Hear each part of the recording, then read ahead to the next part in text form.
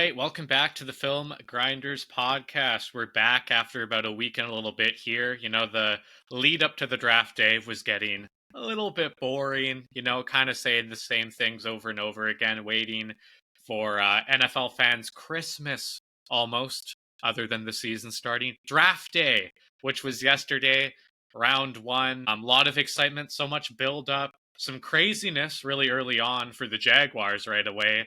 But as we were talking pre-show, other than that, pretty much chalk, maybe other than a couple of picks early on. Yeah, and nothing was really all that surprising, even if it wasn't like straight up chalk. Like we'll get to it later, I'm sure, but like Carolina picking T-Mac, it's like, okay, maybe this wasn't the chalk pick, but you understand where they're going with this. Yeah, draft day is just such a big relief for fans of shitty teams like me and you, because we've been looking at draft stuff since like December. So now it's finally here, and we can have our Super Bowl. Yeah, pretty much. Always love off-season winners, but it doesn't always translate. But I think there's a couple teams that made a lot of good moves. And we'll start with pick number 1, Cam Ward out of Miami. We've had this kind of chalked up for quite a while as the number 1 pick here on the Film Grinders podcast. And I think this is the right move for Tennessee. Can't win without a quarterback. I mean, as we've talked about a lot, Dave, you're not as high on Ward as I am, but he's clearly the best quarterback in the class. He's going to be ready to go day one. There are things that he needs to work out with, maybe not forcing the issue at times and playing hero ball, but I think this guy is at worst maybe like a 10th best to like 12th best quarterback in the league, and you can win games with this guy. Yeah, I'd agree. And you're right. I'm not as high on Cam Ward as you are, but I do believe that this is the right pick. I was thinking about this earlier when I was having my coffee and reading the morning paper, as us boomers do. Coaches and front offices don't really get the same amount of time for rebuilding as they used to, like when we were growing up. Like usually you would get a new head coach and you'd get like 3 years, you know, ish, to show at least development and that you're on your way, right? That's not so much the case anymore. You're getting 2 years is probably where it's kind of fallen down to.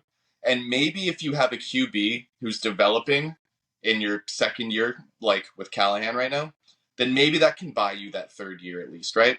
So I think if they don't go Cam Ward and they go Abdul Carter, they go Travis Hunter, and they don't have that QB situation figured out and they're right back picking number 1 overall, I think that's it for Callahan. So this buys you an extra year, I think.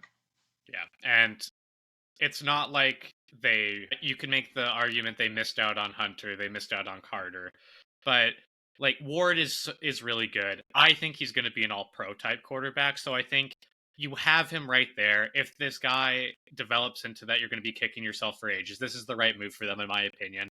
I'm going to give them an A. I think it's the right move. Yeah, A mine, whichever. I'm not mad about this pick at all.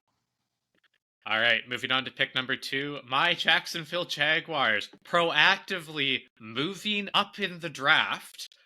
Haven't seen that for quite a while. And not only just making the smart chalk choice, being aggressive and getting a star in Travis Hunter. People talking a lot about how, okay, like this is great for them, but they gave up a lot of capital to get there, right? Other than the first round pick in next year's draft, I actually think this is a great move by them, because if you look at the picks coming up, yeah, they gave up a bunch of picks, but they have 2/3 left still. They have 2 fourths, a 5th, 3 6th-round picks, and a 7th. Yeah, they have the capital to move up in the second round, maybe twice, if you really look at these picks here. And they have the ability now to really move in a position to acquire good talent in this draft, continue to get better, and you got one of 2 generational talents, maybe 3 if you think of Cam Ward in that way, in the draft. I know you don't.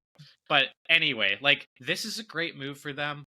I love that James Gladstone is being really aggressive early on. I'm just not used to this as a Jags fan. The Jags are an irrelevant franchise, let's be honest. You needed to help out Trevor Lawrence, and you did that with this pick. This is a plus for me. I don't think they gave up too much. I think they gave up the right amount. And if this team ends up elevating and being maybe a brink playoff team next year, that first round pick isn't the biggest deal in the world to give away. So I think this is great process. I love that they're being aggressive.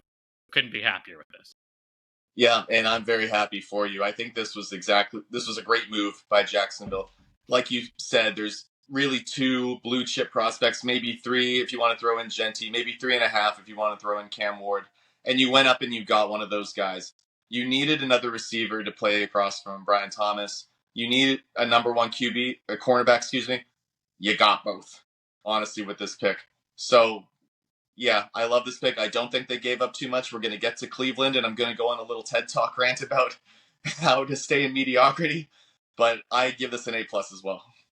Yeah, it's almost like maybe giving new members of front offices is a good idea, and sometimes young minds actually are really good, rather than the guy that has been okay over and over again. Sometimes it's good to take risks. You could actually argue the Jaguars front office looks better than it has in a long time, which is saying something. But as a Jaguars fan, I'm not going to get too excited because I know how this game goes. Cautiously optimistic. Yeah, cautiously optimistic, but we're happy right now. Yeah, you should be. Let's move on to pick number 3, New York Giants. I think this is a great move by them picking Abdul Carter. I think he was clearly the best player on the board for them. I really like that they didn't reach on a quarterback on this pick. We'll talk about what happened a little bit later, but this is good process by them, right? Don't reach on Shedeur here or Jackson Dart, which they inevitably did later in the first round, but you take the generational guy at edge who can also play off-ball backer for you. Now, you can make the argument, all right, like, where does Abdul Carter fit on this defense with Brian Burns, with Kayvon Thibodeau? Maybe he's playing inside backer on early downs, and then you're running that vaunted NASCAR front that they did for years on passing downs, but never a bad thing to have another elite defensive player who's versatile like Carter. This gets another A for me. This is a great move by the Giants. Yep, I'd agree. When you're picking a number 3, you're obviously devoid of talent. You just pick the best player available, and obviously that's Abdul Carter. He can kind of play anywhere on the defensive front for you, except for deep tackle, unless you do go with the NASCAR. I do have some concerns when it comes to their run defense. I'm not sure Brian Burns is a super great run defender. Abdul Carter, it's kind of his weakness as well. Yeah. I honestly think that Kayvon Thibodeau, he's kind of been disappointing in New York from what I've been hearing. So I think he could end up being a trade block. He could. Like, they just picked up his 5th-year option. He's been better than I think people give him credit for. Now, he hasn't been the elite pass rusher that people wanted him to be, so that is fair criticism. I do think he's been a little bit better. Like, when you watch him play, he's good at pressuring the quarterback, but yeah, against the run, he's not great, and that was the knock at him at Oregon, and I saw it all the time. So, yeah, like, that's a possibility. We'll see, I guess. Now, remember, with their run defense, Dave, they do have Dexter Lawrence. This is also a very good defensive tackle class, and there wasn't a bunch that went in the first round. There's a couple, but there's legitimately about 11 or 12 guys that will be really good in their own way, either as power rushers or as run stoppers. So, and they have draft capital, so I'm sure they'll find another guy to solidify the middle. But yeah, I think run defense on the edge is an issue for this team right now. We'll see how they handle it. But regardless, I give this an A as well. You picked the right guy, best player available. You're in desperation mode, like we've said 1,000 times. You got to just upgrade your talent. And they did just that. Moving on to pick number 4. Dave, it looks like the New England Patriots are getting back to their just smart, logical ways. Will Campbell at 4. What do you think about this pick? I love this pick, and I know that there's a lot of worries about Will Campbell with arm length and being beat with speed rushers who can kind of beat him on the outside and then do a quick cross inside, which is totally fair. But I think with the right coaching with Doug Marrone, maybe he can find some ways around that, right? We've had a hole at left tackle, and we've kind of kicked the can down the road with like the Trent Browns of the world for the past 8 years, honestly. So the fact that we finally, there's no other way to describe it other than we neglected the left tackle position, which you can't do. You just can't. So that we picked Will Campbell is finally addressing it. He's totally a Vrabel guy. I love that when he got on stage and in his post-pick interview, he was super emotional. He just cares about football. His first meetup with the Patriots during his pro day, he told Elliot Wolf, kind of our GM, that this is where he wanted to be. He didn't want to go to any other team. and saying that he will fight and die to protect Drake May. Like, this is just the kind of guy that you want in the building, that you want for your rebuilding culture. I love this pick. I'm going to give it an A as well. And it just frees you up. Like, with all the free agents you brought in, and now with Will Campbell, you have 3 picks in day 2 today. Now it frees you up. You can just go best player available. You can go with the best guy on top of your board. You don't really have any full out needs that you need to plug guys in. You just pick the best guy and upgrade your team. Yeah, I agree. This is an A for me too. Good process by them. It's kind of an interesting change having teams just kind of doing the right thing early on in the draft. On to Cleveland, pick number 5, Mason Graham out of Michigan. Let me TED Talk this. Okay, you go first here. You go first. This is when I saw this pick. My friend Phil is a Cleveland Browns fan. I don't know why. I'm so sorry, Phil. I know. I rip on you like, why the hell are you a Jags fan? Why the are you a Browns fan? This is how you stay in mediocrity, right? Like, this is a 2-3 player draft, like we said, and you pass them all up basically to trade down, and you pick up Mason Graham. He's a great player. What does he do for you? Does he really move the needle for you? No. This is how you stay in mediocrity. Your fridge is empty. You have no food in your cupboards. And instead of taking like a prime rib, a steak, you just traded down and got a lot of instant ramen. That's how we kind of said it in our little group chat. You got a bunch of instant ramen, and there's nothing more to say than, but look, I have a lot of instant ramen. Like, no, get the best player. This is how you stay in mediocrity. We talked about how this is like the last chance for Stefanski. This is what you're betting your job on now? With the 5th pick, you pick a defensive tackle. And yes, you can argue, great, they got more picks, they got more players, they have a lot of holes to fill, so sure. What's the first round pick next year going to do for you as Kevin Stefanski when you're unemployed? Or maybe an offensive assistant somewhere else? Yes, you can also argue that with Garrett off the edge and Graham in the middle, maybe that'll be a great little duo there. I hate this pick and the trade as well. I'm giving it an F. I hate it. I hate it. I hate it. I hate it. Wow, an F. Yeah, I think I couldn't have said it better myself. I think you put it really well there. I love the player. I hate the process and the pick by the Browns. I'm going to give them a C- because they're still getting an awesome player. But as you said, you had a chance to get a generational talent number 2, and you passed it off for more capital to get solid players. And you needed a corner, and you needed a wide receiver, and you needed an edge player. So they were there. I do feel like Greg Newsome can kind of get back to form. I actually like him, so maybe you don't need a corner, but also like you need more than one. Yeah. Well, you got Denzel Ward. Oh, sure. Yeah, but still, like, yeah, you needed a receiver too, right? Yeah. So, yeah, not great by Cleveland. I'm sorry, Browns fans. I'm cheering for you. I really am. I'm not. You still have your QB. I'm not. Yeah, not for that guy. Not for that guy. Number 6, Jake Hall's Las Vegas Raiders. I always want to call them Oakland. Yeah, I still say San Diego for the Chargers. As it should be. But anyway, they pick who Jake wants in Ashton Genty.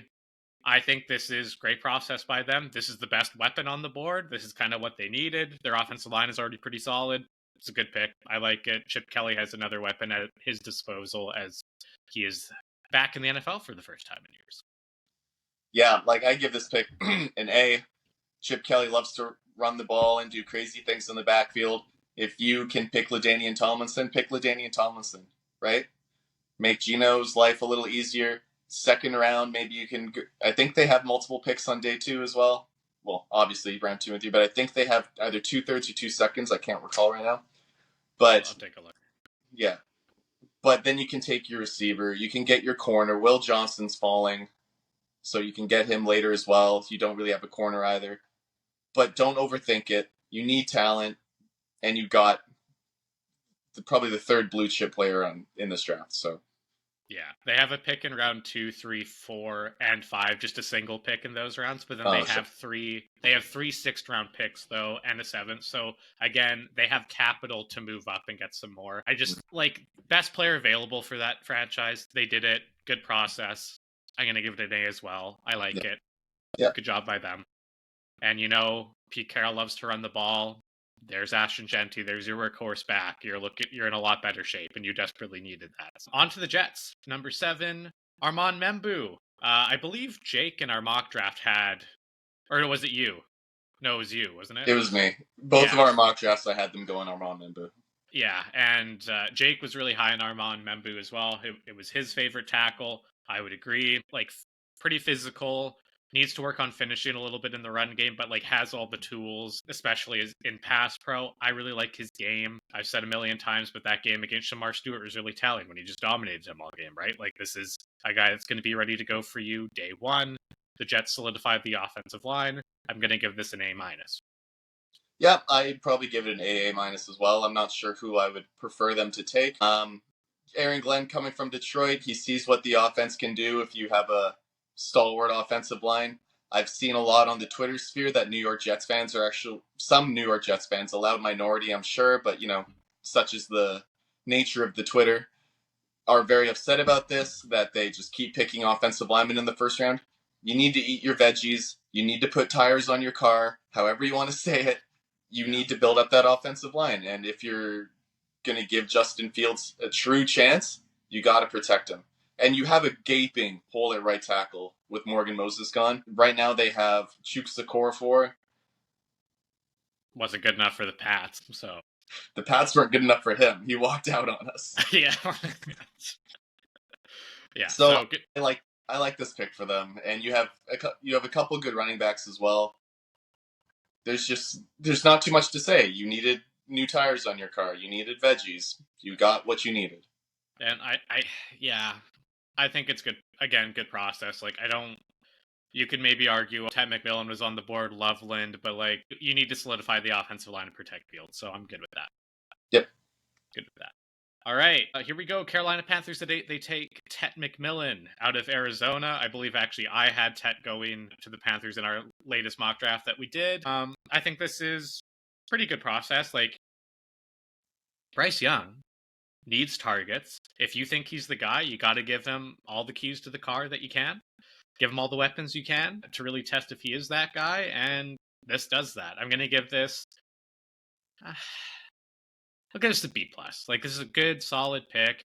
You could argue they could have maybe helped out their offensive line a little bit more. They need some help on defense as well, but like, see the vision here. Maybe it's not the perfect pick, but I do see the vision here, and now you have a big-bodied receiver, quarterback's best friend. I like it. Yeah, I'd probably give it a B, just slightly less than you. Only because I think T-Mac isn't a receiver that was typically worth picking in the top 10. Like, he doesn't really have super elite traits. When you also have Xavier Legette, who's like a big-bodied receiver, I feel like there might be some overlap, but yeah, T-Mac does have some positional versatility. Like, he played a lot in the slot at Arizona, so you can move him around. And yeah, you kind of got to give Bryce Young the chance, right? He's entering year 2. He finally showed something by the end of the year after a very up and down season. I get it. I get it.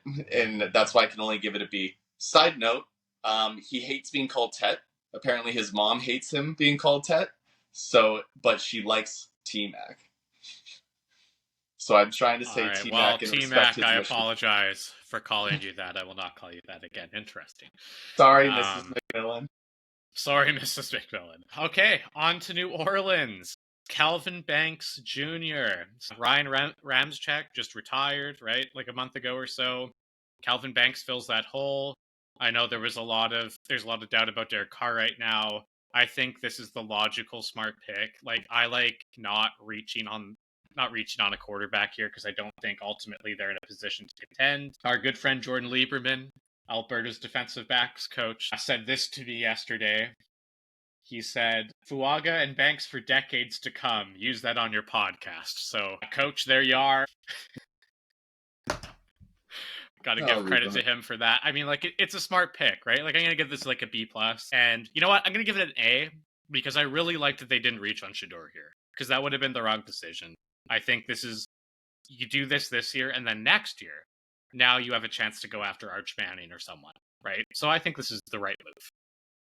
There's another Arch Manning back in New Orleans next year, but I'd agree. They're kind of wading through cap hell, and I think they got to use this year to just kind of bite the bullet and hit the reset button next year. But it makes sense to build the foundation, and then when you do bring in your Arch Manning, probably, we'll see, he has the structure to work within, right? And Kellen Moore, I think, is a pretty good offensive mind. He'll know what to do with his rookie QB. So building up that foundation is good. I am going to give it a B plus. I do worry about Kelvin Banks. He wasn't my top offense. I mean, at this point, he's my top offensive lineman. I think there was other needs that you probably could have addressed, but it's tough to complain about this pick. I'd give it a B. All right, on to Chicago. All right, did you go to Chicago to show me how hollow? Colston Loveland. So this is an interesting pick, right? A lot of people thought Tyler Warren was the top tight end, and there's a lot of argument about Loveland maybe being the more explosive matchup nightmare here. Not as good of a blocker as Warren. It was kind of what you prefer. I think for what Chicago has right now, you already have Cole Kmet, who is that blocking style tight end, right? Who's a really good blocker, but maybe not overly explosive in the passing game. Loveland is that. So I know a lot of people were knocking this because Warren's on the board. I actually think if they were going to go tight end, this is the right move for the Bears. So you've solidified the offensive line with Caleb Williams. Now you get a really versatile weapon. No, that term was overused quite a bit like 3 years ago, but he is a versatile weapon. Mismatch nightmare. I actually like this. Now Caleb Williams has another weapon at his disposal. I think the Bears are doing a really good job building around him and actually giving him the weapons this year to succeed. I'm going to give it an A. Yep, I'd agree. I'm going to give it an A as well, and I know that we might be in the minority, but I think about Ben Johnson's offense in Detroit, right? And he probably wants to replicate that as much as he can. You built up the offensive line like you did in Detroit, and now you got your Sam Laporta basically comp, right? And if you say you did draft Tyler Warren, I think that there's just a lot of crossover and redundancy between him and Kmet, right? Like they're more similar than a Colston Loveland would be. So now you got the Sam Laporta, you kind of got the 1-2 punch, the thunder and lightning at the tight end position. And he's more of a big slot receiver, if anything, right? So I think it's a completely different kind of player. Like, yes, it says tight end. Yes, it's the same position. If you look on Madden, they're going to fall under the same little category. But if you think about it from a schematic standpoint, they're not the same player. They're not the same position. And you got that slot receiver, that Sam Laporta, that Ben Johnson knows how to use. Yeah. I'm not gonna disagree with Ben Johnson. He kind of knows what he's doing. Here we go. San Francisco 49ers pick 11. Now, this is where the draft starts to get, these are pretty much chalk picks for the most part, as we were talking about before. This is when it started to get a little bit off the board here. Mikael Williams at pick 11. I'm okay with this. The Niners are kind of like a true 4-3 team. Mikael Williams is that true 4-3 edge. There's a lot of talk about how he didn't live up to his potential this year because of injury concerns, right? I didn't love his game, but I do see what teams see in him. He's long, he's explosive. I think he has a natural ability to rush the passer, and he's a dog against the run, even with injuries. So I get this pick. I know Mike Green's having off the field accusations and stuff like that. I think Mike Green is a way better player than Mikael will be. So, and like Jalen Walker, I think is a more versatile player. So, I see what they're seeing. I don't personally love it. I'm going to give them a B- here because I don't think it's a bad pick. They needed to solidify the edge opposite of Nick Bosa. So B-. I don't love it, but I don't think it's a bad pick by any means. No, I'd agree. This feels like, I hate to say it, but it just kind of feels like a boring pick and one that just doesn't move the needle.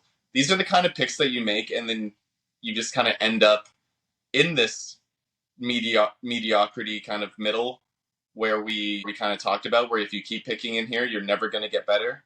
Yeah. But maybe when they're picking top 10 next year, that's when you make your splash. I'm going to give it a C+. It just doesn't really do anything for me. It doesn't push them up. I don't think it really drops them. Hopefully it doesn't drop them down even worse than a team that's bleeding talent already is. I'm not super high on it, but hey, at least you have two great rushers. Yeah. Not against it. It's just not what I would have done, but Yeah. not terrible. On to maybe a terrible pick. Dallas Mm. Cowboys at 12, taking Tyler Booker, guard out of Alabama. So again, so maybe my blind spot in evaluating players is offensive line. I think I can do an okay job, but I'm not an expert by any means. So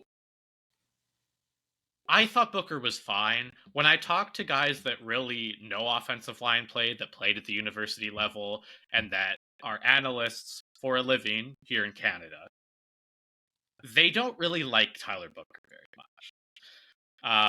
I heard him comped to DJ Fluker yesterday. So, I mean, that kind of speaks volumes, right? Like, he's a really strong, powerful guard, which is nice, but he's very immobile.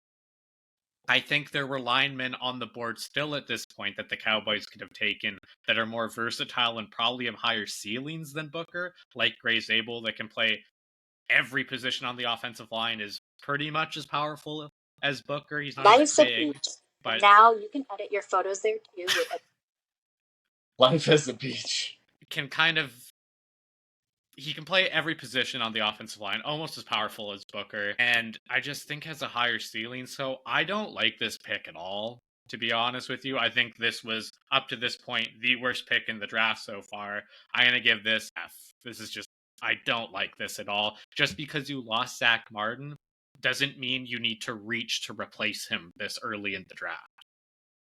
I'd agree. My resident Dallas Cowboys fan was beaming about this pick. He grew up playing center for his entire life, so them picking an interior offensive lineman just gave him the chills. He loved it, but I don't know that I agree with this at all. He also lives in Sweden, so maybe the fact that it was 4 a.m. was getting to him.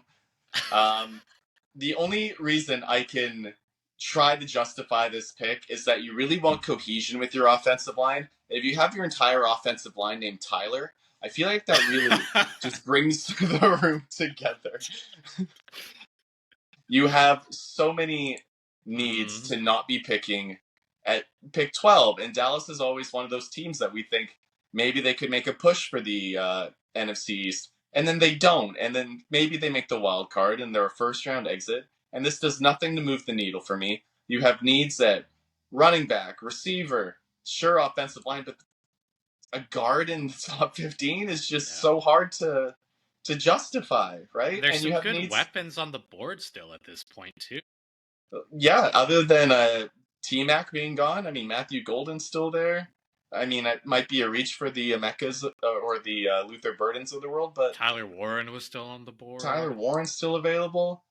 I can't say that this moves the needle for Dallas, that it's going to have them competing with Philadelphia anymore. So, yeah, I'm going to give this a D. Yeah, I don't like it. Not great. Tyler Booker, hope you prove us wrong, man, but we'll see. Don't know about that one. On to Miami. We're on to Miami. Pick number 13, Kenneth Grant for the Dolphins. They lost Calais Campbell. They needed some help inside. This is kind of a boring pick again. I like Kenneth Grant. He's a great player. Are there other needs on this team? Sure. But I don't hate this. I'm going to give this like a B. Not a sexy pick by any means, but solid. Can't really argue with it too much. Grant's a force inside. This will help their run defense. Yeah, hopefully Jalen Phillips can get healthy for them this year, and maybe the defense looks a little bit better. I think secondary is also an issue with them. So, but you can probably get that later in the draft. Not a lot of DBs taken in the first round, so not bad. Give it a B. B minus. Yeah, I'd probably give it B minus as well. We saw in a lot of mock drafts coming up that they might pick interior defensive line. Again, we kind of, going back to the Dallas pick and a few other picks that I said this, does this move the needle for you? If you're picking in the top 15, you need something to move the needle. And I'm just not sure that an interior defensive lineman does. Again, I like Grant as much as the next guy. Maybe not as much as Miami, obviously. but they like to pick athletes, and he's a decent, athletic interior defensive lineman who can stop the run. Super. Yeah. Well, at least hopefully he doesn't make Drake May's life any harder than it needs to be. But if I'm a Patriots fan, which I am, I'm not shaken in my boots by this pick. That's fair enough. On to the Indianapolis Colts at pick 14. They must have been shaken in their boots with excitement, Dave, here. Tyler Warren falls to them at 14. Colts got to be feeling really good about that. They get a good weapon for Anthony Richardson in his prove-it year. Security blanket. He can block in the run game. This is pretty much their dream coming true here at 14. Yeah, I think this just completes the offense. This is the cherry on top of the sundae. You have Alec Pittman, who's just Michael Pittman, who's just your chain mover. You have Alec Pierce, who's your deep threat. Josh Downs is, on the up and up. You have a great backfield with Jonathan Taylor, and now you got Tyler Warren. All you need is your QB to put it together, and if he doesn't, then you just need to swap him out for something a little better, who can take advantage of having all these weapons, right? So I give this pick an A+. I love Tyler Warren, the player. I love the player. I love the pick. I love the fit. All the stars align in this one. Indy doesn't overthink it. I think everyone got this pick right in their mock drafts. So, great job there, Indy. Yeah, A+ for the Colts, unfortunately, as a Jags fan, but that's okay. On to the Falcons, the Dirty Birds, picking at 15. They take Jalen Walker, homegrown talent from Georgia. This is a great pick, too. The Falcons need help on the edge. Walker's that versatile player. I don't know in year one if he's going to be ready to play on the edge full time. I think he's more of that chess piece that moves there on passing downs, but love the player. This is a huge need for the Falcons, and I also think this is great value for them. I'm going to give this an A+ as well. We're being very generous with our grades right now, but teams are doing a good job. Like, this is a great pick for them. I think they're probably ecstatic that Walker slid to them at 15. You saw him kind of going inside the top 10 in a lot of mock drafts, so I'm good with this. This is a good pick. Absolutely. I give it an A+ too. And thinking about their edge weakness, they addressed it later as well, which we'll get to in 10 picks or so. But I like that they went and got two great defensive young players who have a little bit of crossover that they can both play edge, but you have the chess piece here in Jalen Walker. I think it's great value. I think it fits the need. Just like I said with Indy, I like the player, I like the pick, I like the fit. So considering Atlanta doesn't usually pick pass rushers or edge players this high, I think they got out of their own way and got this. So Raheem Morris makes the right pick here, buffing up that defense. All right, pick 16. Arizona Cardinals go with Walter Nolan, interior defensive lineman out of Mississippi. This is an interesting one. This is pretty high for Nolan.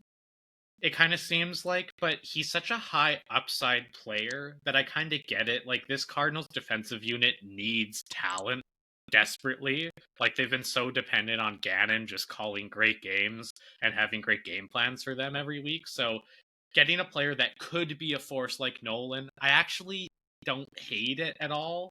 And this is kind of, at this point, this is where anyone can kind of go anywhere. So I'm actually okay with this. I'm going to give it a B. I don't think it's the perfect pick, but I think it's a good, solid pick, and I can see their vision here. So I'm going to give it a B. Yeah, I saw quite a few mock drafts that had Walter Nolan going around this range and to Arizona. On Daniel Jeremiah's most recent mock draft, he had Nolan falling out of the first round, and I thought that was interesting, to say the least. I thought he would probably be picked around this high. The fact that he has a lot of upside, you needed to improve your defense. We talked about it during the season, that Arizona kind of felt like this shootout kind of built team, right? So anything you can do to improve your defense, and I think they did that, honestly. Yeah. Like, I think Jahdae Barron would have been a good choice here for them too, just to get a DB. Like, they have Budda Baker, obviously. So, like, and they have a solid safety tandem, but having him to play nickel and be able to move around the secondary, I think would have been very valuable for them. But this is the guy that I would have gone other than that for them. So I'm good with this. Like, solid, not maybe perfect, but I like it. Yeah, I'd give it a B. And I mean, now you have three players at each level of the defense, in theory, that will be game makers for you. Budda Baker, Josh Sweat, now Walter Nolan. Yeah. All right, on to pick 17. Cincinnati Bengals desperately needing help on their defense. They pick Shamar Stewart. We talked about Shamar, how we're not really sure the kind of player he is because of kind of the things he was asked to do at A&M. I don't mind this. I feel like I feel like they could have gone with maybe a more explosive edge here. I would have taken Mike Green here if I was the Bengals, to be honest. You love Mike Green. Well, I mean, how can you not? He's clearly the most explosive edge in this draft, other than Abdul Carter, and you can make the argument he's more explosive, but that's my opinion. This pick just kind of reeks of desperation to me.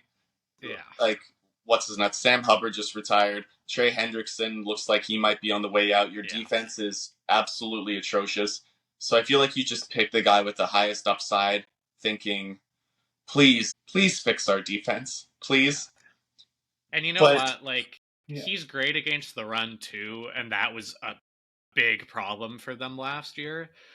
So you know what? I'm going to give them more credit than maybe I initially did, like thinking this through a little bit more. I'm going to give them a B minus. Like there's other guys I would have taken for them, especially like if you're going to be a shootout team, you want that guy that's going to rush the passer, right? And I think he could be that guy, but it's going to take time for him. He's not ready to do that yet at a consistent pace. So that's maybe why I would take someone like Green here, or even maybe a James Pierce, but who also needs some work.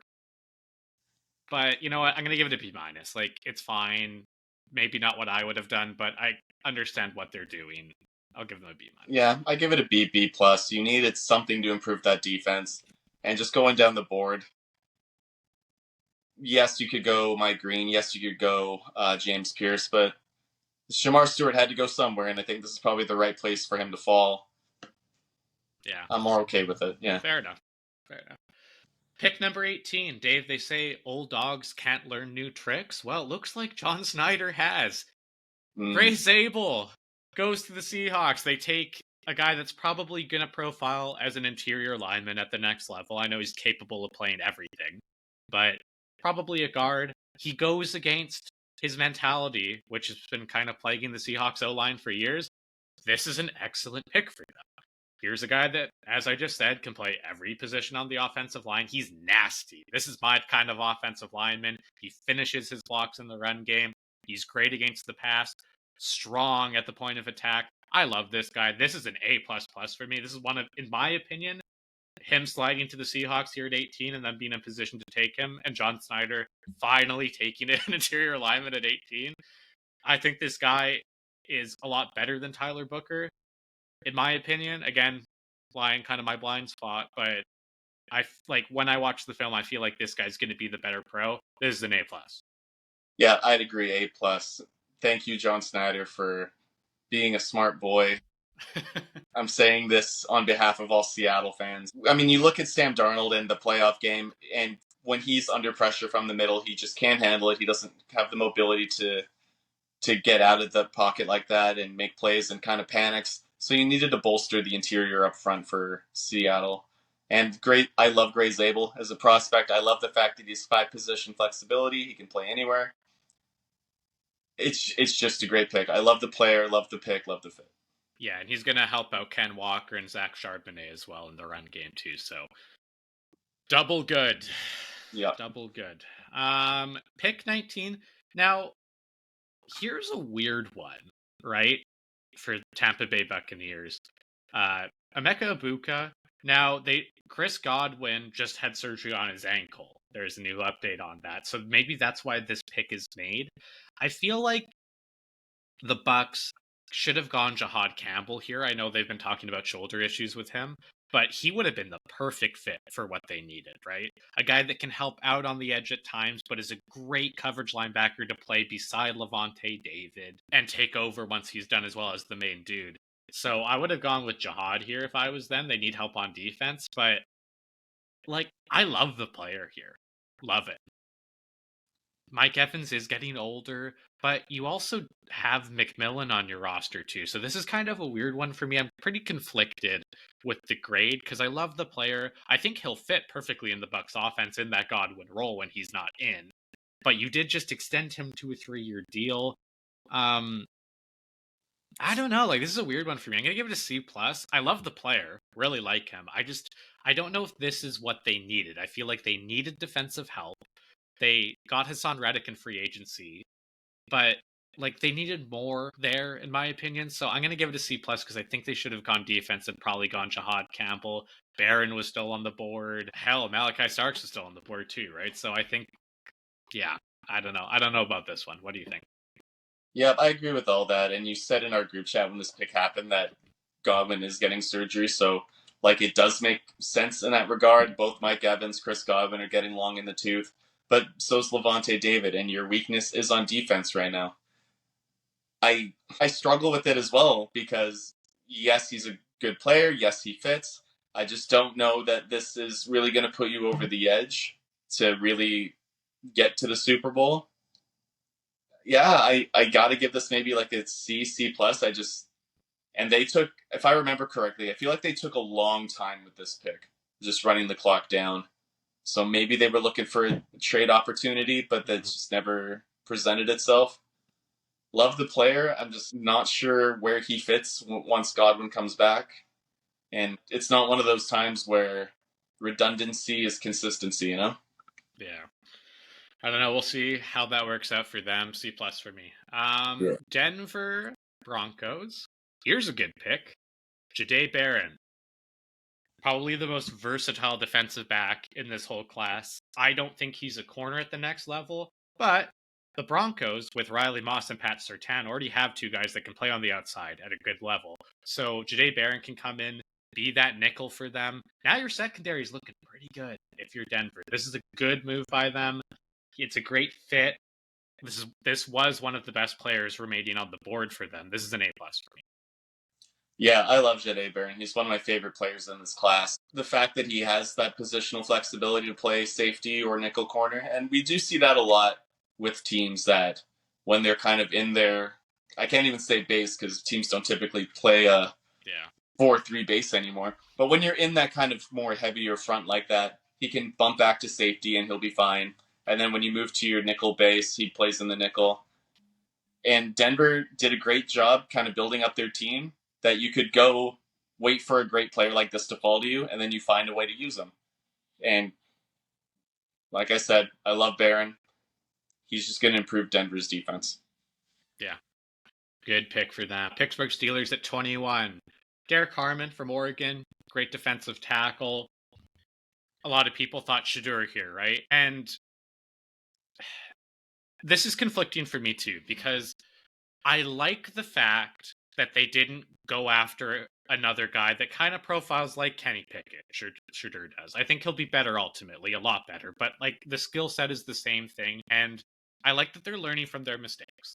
Right? I think that's important to do. And if they weren't sold on him or Dart, I think it's the right move not going for them. So in that aspect, I really like this. Derek Harmon will kind of be the guy that comes in. He can probably play because they run base defense quite a bit in their 3-4 scheme. They're one of the teams that actually does that still. I think he's going to kind of take over for Cam Hayward when he's done, because Cam Hayward is 36 years old now. Like, he's getting up there, and Hayward is still really, really good. Like, he's still one of the best interior D tackles in the league, but how long can he do that for? A guy that big, it's going to take a long time. Him and Calais Campbell are kind of those exceptions to the rule of interior players at that size, right? Still being able to play for a long time. So this is a good pick. I'm going to give it a B. I think they had other pressing issues for sure, especially quarterback, but I like that they didn't reach on a guy they weren't sure of being their franchise guy. Now, they better be sure Aaron Rodgers is going to be their guy, because Mason Rudolph is your starter right now. I think this is the team that should have gone and trade for Joe Milton, personally. But yeah, like, I don't hate it. I don't hate it at all. I know a lot of people are shitting on it because Shedeur was there and Jackson Dart, but I don't hate it. No, I think you hit the nail on the head. He seems like a very Pittsburgh pick, just a tough, strong D lineman. get that steel curtain back up, you know? And I like that they didn't reach on a QB just because they're so desperate for it. You're really banking on Aaron Rodgers, I guess, at this point. Maybe that deal's already done and it's just kind of in the back pocket waiting for that to happen. They said they wanted to have 4 QBs by the time training camp opened up. So that kind of, I with trepidation that they'll actually do that or just have 4 bodies there rather than 4 actual QBs. I feel like there were other ways they could go. Like if Amari and Hampton went here, I probably would have liked this a lot better. Say. Yeah. Yeah, and I feel like that's another like very Pittsburgh pick. Say that 3 times fast. I got to give this a C plus. I know you got to replace Cam Hayward eventually, and bolstering your interior D line's never too bad of a thing, especially when you're picking around here. But this just pick kind of reeks of going 9-7 wild card again. Like it just doesn't move the needle for me at all. Yeah, that's kind of unfortunately their motto right now. Yeah, I would have rather gone Hampton here for them, but like Harmon's a great player. They really value defense, so can't like hate on it too much. But yeah, like there could have been some other directions they go. We'll see what quarterback does for them. Here's the other thing though, like they can now they're in position to trade up in the second round. They could go get Shador if they really wanted to, right? So you can make the argument they got a really good defensive lineman that they needed.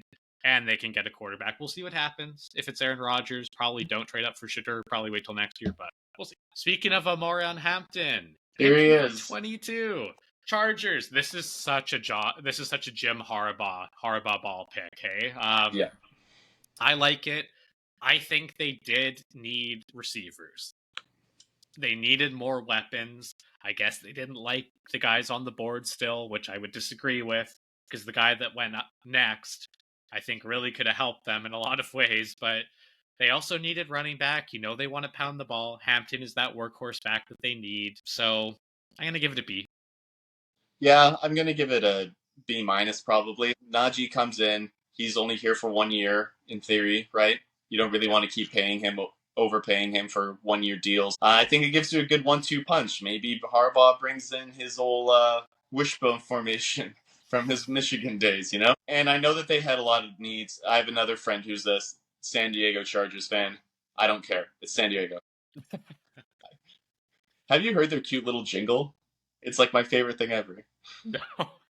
It's like San Diego Supercharger, San Diego. Never heard that. Chargers. Look it up later, and everyone at home, look it up. It's the cutest little song. It's like from the 80s. With regard to drafting Matthew Golden, I thought this might have been a good place. I thought there might be a lot of crossover in ability between Golden and McConkey, right? But this might be one of those things I kind of said it earlier, but I'm going to say it again. Sometimes redundancy means consistency, right? So I think that would have been that in that case had they gone Golden. But knowing Harbaugh ball, he wants to pound the rock. Yeah. You need more than one running back then if you're going to do that. So yeah, I give it a C plus, B minus maybe. Yeah. And I love the player. Like I love Amari Hampton. He can do so much. He's not just an in between the tackles runner. He's a good receiver as well. Yeah. He's kind of what you want for your modern back now, so can't get too mad at that. And so speaking of Matthew Golden, he goes at 23 to the Packers here. This is probably one of the most electric draft picks in a long time. The Green Bay crowd is losing their mind on stage, or in the crowd as he walks up on stage. That was an incredible moment. You heard Golden talking about how his family lost his home a couple of years ago and how he's able to set them up. Like, what a heartfelt moment. I was getting some pretty bad allergies at that point. How could you not love this kid? Pretty unreal moment here. It's kind of... It took me a second to clue in as to what you were saying. Yeah. Like, allergies. Nick, why are you talking about your It's spring, man. It's spring. It's tough. Had to I pop got some it. Claritin in after that, but what an amazing moment. I really like this guy as a player, but after all of that, kind of learning his story a little bit, this is a guy that I'm going to be cheering for. I'm not a Packers fan, but this is just a player I'm going to be cheering for. I think you finally have your 1A in Green Bay. Great pick. I'm going to give it an A. Yeah, I'm going to give it a B+.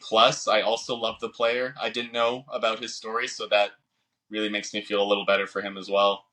I think it's weird that he dropped this low. It feels like a little bit of a slide. But I guess this is where before the hype pushed him up to like a top 10 player somehow. This is where he was, and typically players do kind of settle where they were, right? My concern is where are they going to put him? Because I feel like there is a lot of crossover between the Jaden Reed, Romeo Dobbs type player and Christian Watson as well, who's probably like the true X there. But like I can't be contradicting myself. Consistency or redundancy makes consistency, and to have three pretty electric players that can attack any stretch of the field on your team, it's tough to and plus that's just more weapons for oh my god, Jordan Love, and for Matt LaFleur. He's kind of he's an offensive genius, and he'll find a way to use these players to their full effectiveness. So this is a very exciting pick for Green Bay. Yeah, I think that was probably the best moment of the night, was that draft pick. So that was pretty cool to see. Fight and die to protect Drake May. Yeah, whatever. That was number 2. We'll give that number 2. Okay.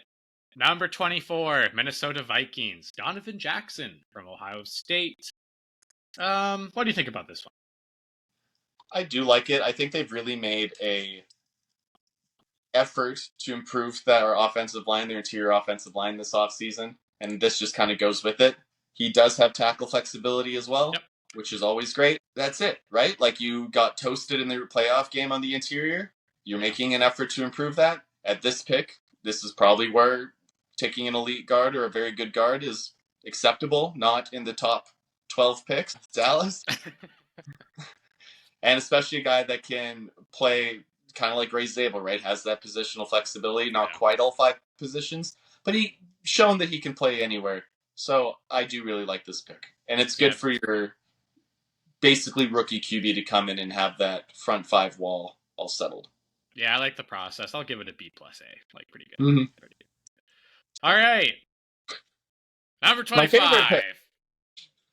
Jackson Dart, Old Miss for the Giants. I am not a fan of this. Boy, like... You want me to start? Yeah, you start. So, I'm of 2 minds about this pick. My first mind is I tend to like, and this is the stupid flaw of me as an evaluator, if I like a player's name, he automatically goes up for me. And I know it's stupid, but I think Jackson Dart is this. If I'm picking players based on only their name, Jahdae Barron and Jackson Dart are my first 2 picks. Don't care. And my other mind, or sticking in the same mind, I got asked yesterday morning what my hot take was for the draft, and I said that Jackson Dart would go in the first round. And I got that idea of Daniel Jeremiah, who had this trade in his last mock draft. Right. And my buddy Phil, the Cleveland Browns fan, he put a bet on it, and I was like, "Don't do that, dude! Don't do that! Don't put that pressure on me." But I won him $40, so super. There you go. My other mind is, he's not good. Despite his name, believe it or not, he's not good. Yeah. He's a good athlete. He runs the RPOs really well. Yeah. That's about it. He's not your prototypical NFL-ready QB.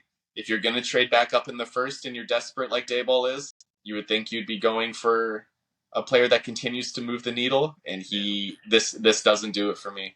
Maybe Daboll just feels really good about himself, and maybe if they can win like the last 5 games of the year, if he's still around by that point, and Dart's your starter, maybe that buys you an extra year. Maybe. But this feels like a Hail Mary, desperate kind of pick. It feels like a ownership kind of pick, maybe. I'm not sure. I'm not in the room. But there's just something that stinks about this that I don't like it. Yeah, like, teams tend to fall in love with skill sets, right? There is something to be said. And this is coming from me, the guy who loves athletic quarterbacks, right? Like, I will take an athletic guy over a pocket passer 9 times out of 10. But there is something to be said about playing the position of quarterback, right? Jackson Dart, the measurables are way better than Shedeur Sanders. He has a bigger arm. He's a way better athlete. Surprisingly, when your Deion Sanders is your dad, you'd think that you'd be a track star and stuff like that, but that's not Shedeur's reality. The upside is probably higher in Dart too, but Shedeur is way better playing the position of quarterback. and is going to be ready for you day one. And with the position the Giants are in, I don't get this pick. It doesn't make sense to me. I think if you're going to move up to take quarterback, it had to be Shador because he's going to be ready a lot faster. Dart's a project.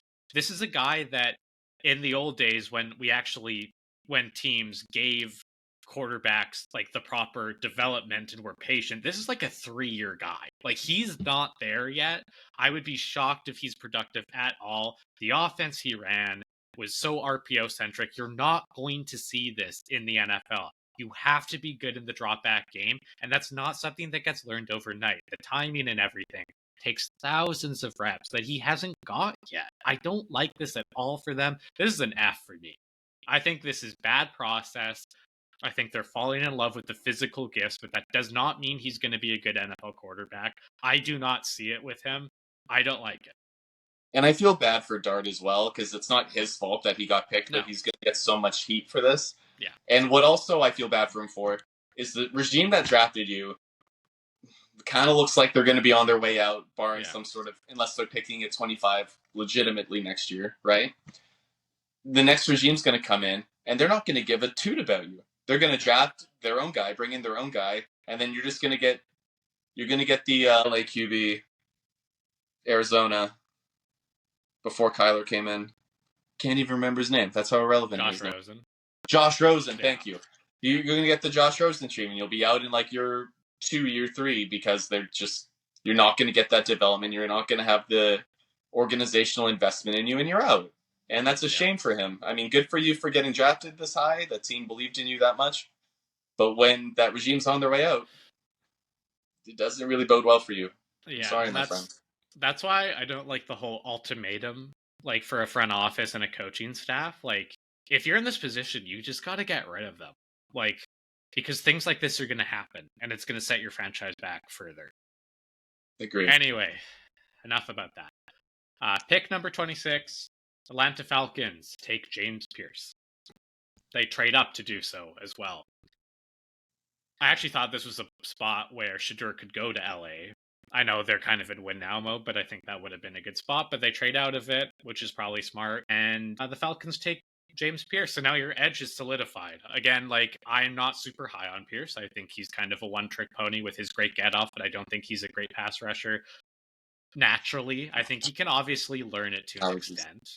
I'm not unaware of that, right? I understand that, but I believe that there's a natural feel for pass rushers that they need to have to be the best of the best, and I don't think he has that personally. So again, Mike Green was on the board. I know James Pierce's off-field concerns were not even remotely as close to Mike Green's in that aspect, so this is probably the better choice in that sense. So I kind of get it. I like what they did, though. Like, they had a big need on the edge. They went and got 2 guys. I'm much fonder of the Jalen Walker pick, but they went with what they needed. Now their defense is kind of set for a long time, especially if Pierce can actually turn into something. Now you got 2 really explosive players you can play on the edge. So I'm going to give it a C+, just because I'm not overly fond of the player himself with his skill set. But if he can develop, this is a really good pick for them, and I'll quickly be regretting my C+ grade. I think you might be. I do give this a B-. Like I said with the Walker pick earlier, it's tough to criticize the team when you beat them over their head since January that you need to improve the rush. How come they've never drafted an edge? Why don't they value edge? And then they go out and get 2 edges, right? And you have the 2 young pieces to build around on your defense. Obviously, the Matthew Judon trade didn't work. We talked about in our mock draft that Jonathan Abraham was the last time that they had a 10-sack guy. No, it was Vic Beasley. It was Vic Beasley, excuse me. Yeah. Which still wasn't yesterday, right? Like, it hasn't been for a while. Yeah. So it's tough to criticize them too hard. I think that, I wonder did they really need to trade back up for this player with the edges that are down the board? I mean, you like Mike Green. I personally like Ezeraku, but it's tough to criticize them for going after an edge that they wanted and addressing those needs. Yeah, he's a high ceiling guy, right? So for him to be there, I guess that's what their thought process was. I get it. I personally wouldn't have done that, but it's not egregious by any means, right? Like, it's solid. Yeah. And this has the potential to be a very, very great pick for them. We'll see. Number 27. Here's a team that knows how to draft. Baltimore Ravens. And you know how they know how to draft? They just sit back kick their feet up and go, okay, who's the best player that just fell into our lap? Oh, Malachi Starks? Oh, Kyle Hamilton? Super. Yeah, well, now they have a pretty unbelievable safety tandem in Kyle Hamilton and Starks. Both guys can play anywhere on the field. This is kind of a defensive coordinator's dream in the secondary here with these two. I love it. This is an A+. We kind of knew Starks was going to slide to this spot because he's not an A+ athlete, right? He's more of like a B guy. He's more than good enough, but he's kind of your like versatile chess piece who is very, very smart and is able to play for a long time in that sense because of that. And he's apparently an incredible locker room guy. What are the Ravens like? They like guys that can build towards their culture. He is that guy. This is the perfect pick for them. Now that defense is looking pretty dangerous in the secondary. Yeah, I give it an A+.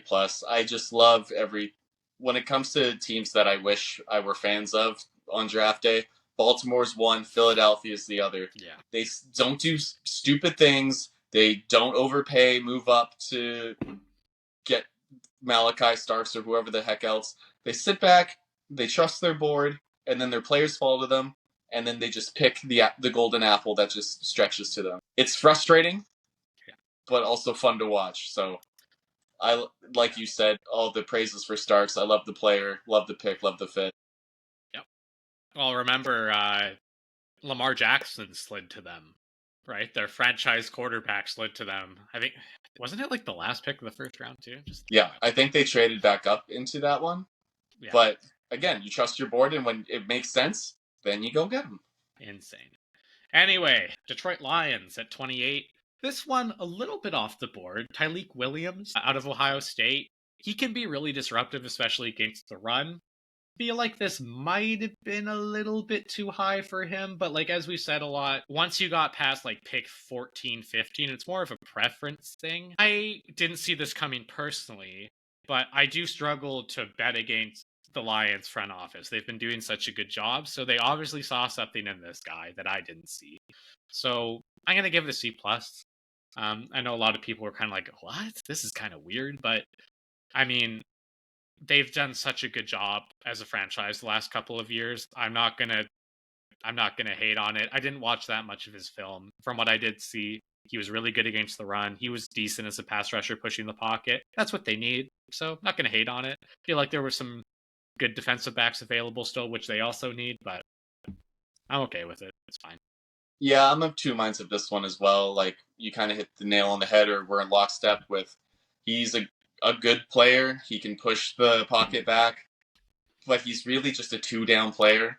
And I'm just not sure that in the first round you're looking for that kind of two-down player. Yeah. He's like your pretty true nose tackle. Like, he's over 330 for his weight. I'm just not sure that this really puts them over the edge. Their needle's already pretty high on the Super Bowl, whatever you want to call it, dial. Yeah. I'm just not sure that this helps them go much further. Like, maybe, yes, it pushes the pocket back. Maybe it'll stop the tush push. I don't know. I feel like there were better players available. I feel like you could probably get a defensive tackle later in the draft because this class is stacked with them as well, right? But it's hard to argue with Detroit. They know what they're doing. They've completely turned the franchise around. So it's one of those ones that you puzzle at, but you want to reserve judgment. I'm probably going to give this a C+, but I'm going to save my judgment until I see how they deploy him. Yeah. All right, on to the 29th pick. Washington Commanders taking Josh Connerly Jr. out of Oregon. As a Ducks fan, big fan of Connerly. Really good player. This is about where people thought he would go, and the Commanders continue to solidify their offensive line around Jaden Daniels. You bring in Laramie Tunsil with a trade. Now you get Connerly at the opposite tackle. Things are looking pretty good protection-wise for this guy. I can't really hate on it that much. I'm going to give it like a B+.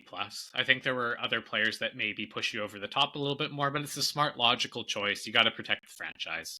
I'm good with it. Solid pick. Yeah, I kind of feel like they just are trying to do the Baltimore Ravens, Philadelphia Eagles thing where you just sit back and let the best player on your board fall to you. Laramie Tunsil's a rental. He's not a franchise left tackle. Well, maybe that's what you have here. He has interior flexibility as well if you got to move him inside due to injury or just he outperforms one of your Nick Allegretti. I don't know. I like Sam Cosmi too much. Maybe you can move him. No, Brandon Coleman's pretty good, so never mind. But it just kind of feels like you're building for the future on your offensive line. Tunstall gives you the 1 year, is out. Connerly steps in seamlessly. I give it a B minus, C plus. Yeah. I really like Connerly though. If we didn't go Will Campbell in pick 4, I was hoping we would trade back up in the first to get Connerly. So I like the player. I'm just not sure that this moves that needle for Washington since they're knocking on the door, you know? Yeah, no, that's fair. Pick 30, Buffalo Bills. They take Maxwell Hairston. This is kind of off the board, in my opinion. I don't like this pick. I'm going to be honest. Like, I have a tough time arguing with Sean McDermott. He knows secondary play as well as anyone in the NFL does, so he obviously saw something in Hairston. When I watch I his thought game, you loved Hairston. No, he was like my 9th favorite corner. Okay, my bad. I think he's good. And remember, I said when we did our top 10 list, I think all 10 of these guys have a chance to be very good players. So I think Hairston is that. My argument would be Will Johnson is still on the board. Is his injury concerns that big for you? And he was playing injured, kind of had some setbacks last year, didn't look like himself.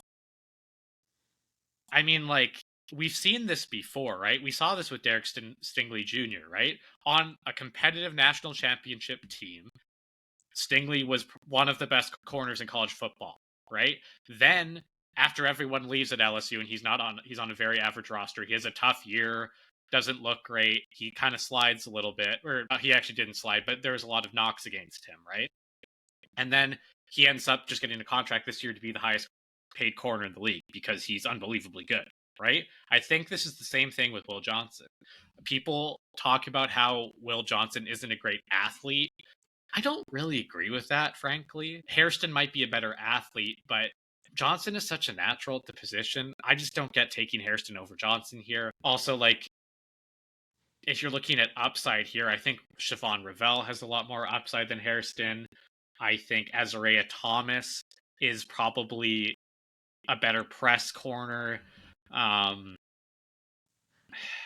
Like, I know Benjamin Morrison has the hip issues. I would have taken him here over Hairston. I don't love it. I'm going to be honest with you. I have a hard time arguing with a Sean McDermott-led Bills team, but I'm going to give it a C. Like, I just don't like it. I think there were better corners on the board here. They obviously saw something in him that they think they can develop, but I just don't personally see it. Yeah, I'm a little bit higher on this. I'm going to give it a C plus. I agree that and the reason why I rank it so middling is because I agree. I did like other corners as well, not just based off of your evaluation, although you are the one I defer to on these things. I like the pick of a corner. Shit. Like, Benford kind of had a breakout. He was looking pretty good. You brought in Tre'Davious White, but he has not been able to stay on the field for the past 3 years, honestly. Longer than that. So, yeah, you needed a corner to kind of, as a safety net for that, and at worst, Tre'Davious White is kind of mentored to your young corner. So I do like the pick in that sense. I'm just not sure that I like the player here at this point. Because, yeah, I agree.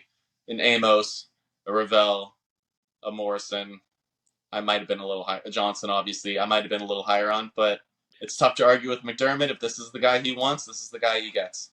Let's go pick 31. Frickin' Eagles, man. Just... It's so frustrating.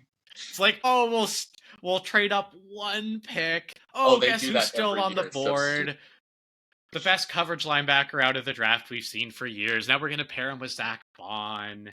I don't think there's going to be anything open underneath against the Eagles. This is... Or even deep. Well, no, like, they already have a great secondary now. Your linebacker core is insane now. Yeah. Oh, man. Howie Roseman. I think there's a lot of NFL fans that would want Howie Roseman in charge. I was going to say, what can I do to get you on the Jags? But I like Gladstone, so I'm not going to say that anymore. But, yeah, you just got Hunter. It's tough for you to complain, right? Yeah, no, I can't bitch anymore. But, man, these guys, year after year, just have guys fall into their lap and they just make the perfect pick every time. It's pretty unreal. Yeah, I love Campbell to them. You lost Josh Sweat, and obviously Campbell isn't quite that speed rusher you're going to get out of him, but he has the ability to rush the passer, and he's just a, I want to say ball hawk, but that's not the right word. He's just a heat-seeking missile. He sees the ball and he's like, I'm gonna go get it, and that's just so fun to watch. And with Zach Bond as well, you already have a very good front seven. Even though you lost Milton Williams, even though you lost Sweat, this guy just bolsters it. It's just so stupid that this guy could have easily gone like 15 picks higher, and you just sat back, flipped with Casey because sure, why not? It's kind of funny, and you get like honestly my favorite off the ball linebacker in this draft. So I love him. I love this pick. I give it with an edge rushing value, like A++. Can't believe it. How do these guys keep doing it? Unreal. It's stupid. Yeah. On to the last pick in the draft. Kansas City gets Josh Simmons. I love this pick for Kansas City. I think you saw offensive line was their big weakness. Simmons was out with injury this year.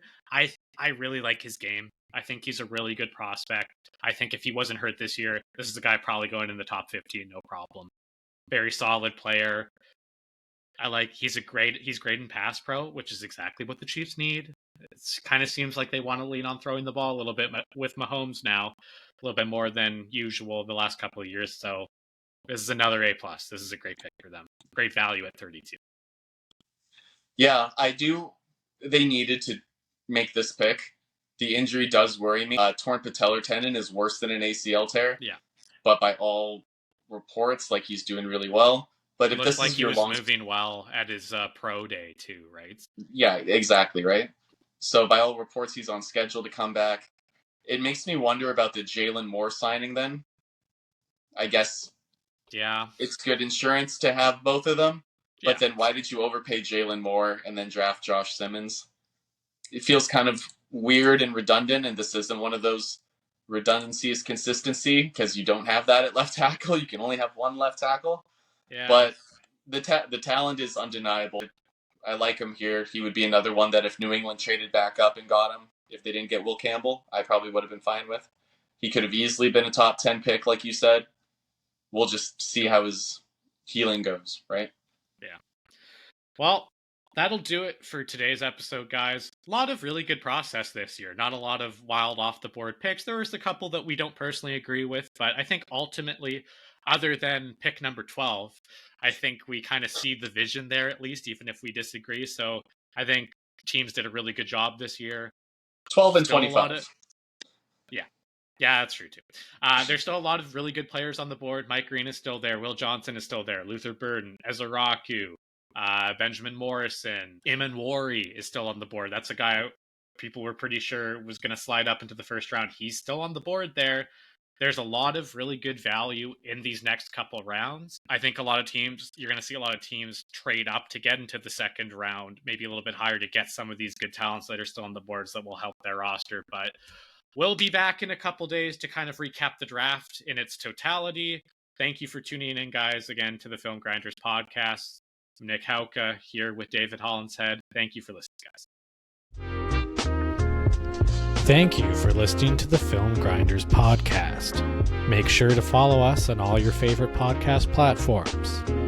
From me and the guys, thank you. We'll see you next time.